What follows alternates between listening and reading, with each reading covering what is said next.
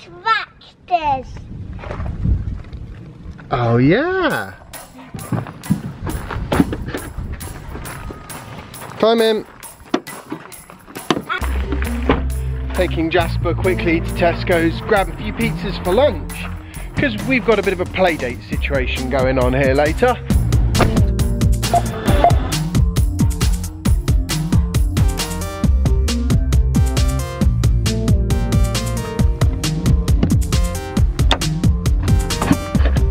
Right, out you get then, chicken. That's lunch sorted at least. Kids pizza. There we go. Adults pizza. Adults. Wow. Thank you.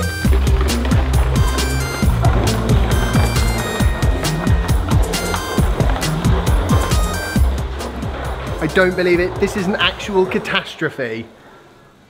I've just looked on my phone and I've just about managed to sort of catch up again. And now the new season of Sense8 is available on Netflix. So there we go. That's all my progress gone.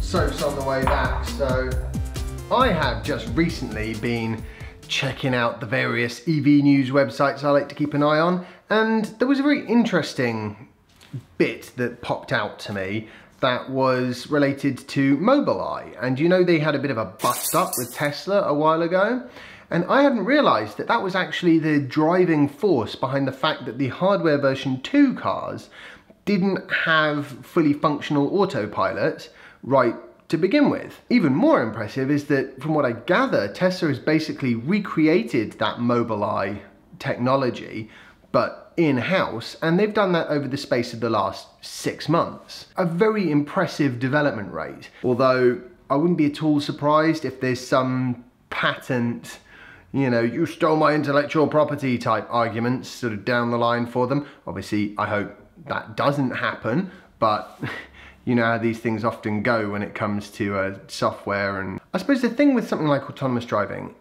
and I think, you know, Tesla and I sort of kind of have the same approach to this. I've never thought that those LiDAR things that they stick on top of, you know, things like the Google autonomous car and the Uber autonomous vehicle, I've never thought they were a good idea.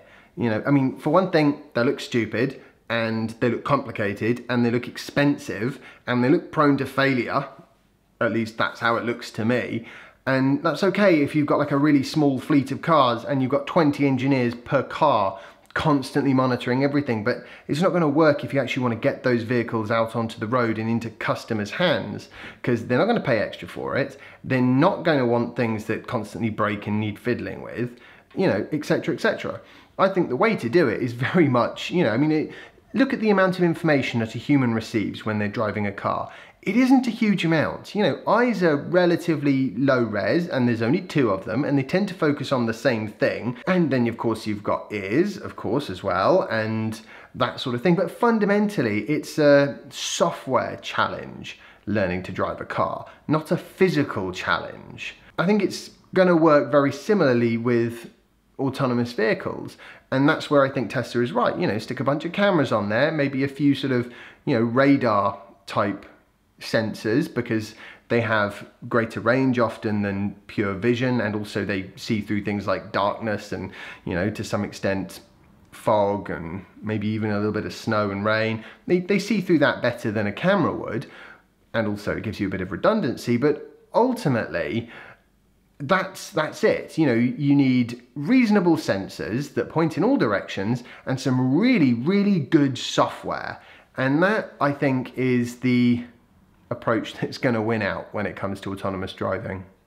And when it does, it's going to actually herald the start of a very big shift in terms of our economy and what people are employed doing. You know, at the moment, drivers are actually quite a large segment of the employed population. You know, delivery drivers, taxi drivers, bus drivers. Autonomous vehicles are basically just going to wipe all of that out. And no sooner have they got autonomous drivers for cars, then you'll wind up with autonomous drivers for trains and planes, because it will become apparent from the cars that when you have autonomy done correctly, it is much safer. Well, if that's the case, you're going to want that safety on your train and in your aeroplane as well. It's just at the moment people are like, oh, I would never trust it. Well, the reason they wouldn't trust it is because they have no experience of it. You know, they have experience of their phone that needs a reboot every now and again. Well, that's obviously not going to engender a high level of trust. And you remember a few days back,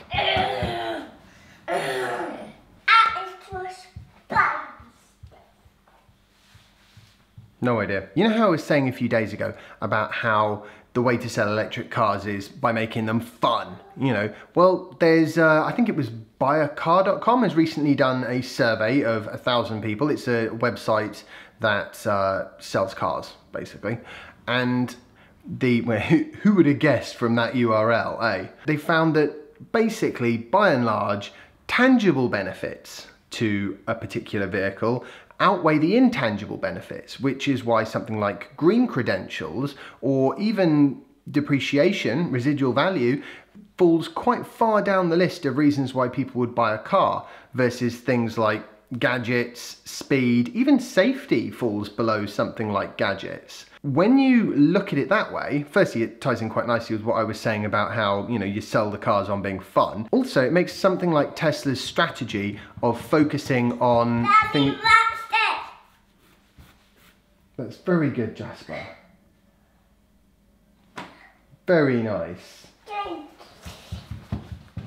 Again, no idea. Also, it makes Tesla's strategy of focusing on performance and range and Autopilot. I don't know if you can call that a gadget, probably can actually. And that big screen, all these things are the kind of immediate tangible benefits that make their cars very, very desirable. If you sell it on your Hugger polar bear thing, which honestly, Nissan are never gonna live that advert down. Wow, talk about a mistake. But if you sell it on that kind of thing, then guess what? You don't tend to do so well. And that also explains why something like the Kia Soul that I looked at just a couple of days ago probably hasn't sold very many, because you've got a diesel and a petrol version, and the difference in price is, well, significant. And people aren't going to necessarily take the leap to understand, well, okay, you're going to get that money back. They think in terms of, well, you know, the money's gone now. Maybe I will get it back in the future, maybe I won't. So there you go. I thought that was quite an interesting survey that helped shine a light on the goings-on of your average car buyer's mind. Which is not necessarily the same thing as your average EV advocate's brain, which I think, you know, does work slightly differently sometimes. Maybe my mind is just the one that works slightly differently, I don't know. Right, I better get to cleaning up this kitchen before Soph gets back.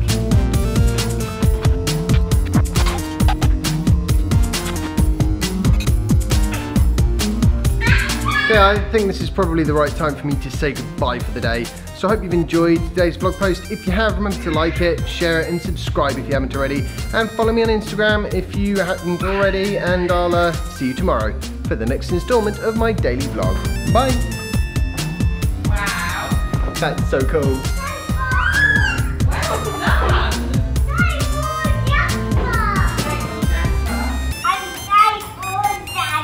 Very good! Ready? 1, 2, 3, go!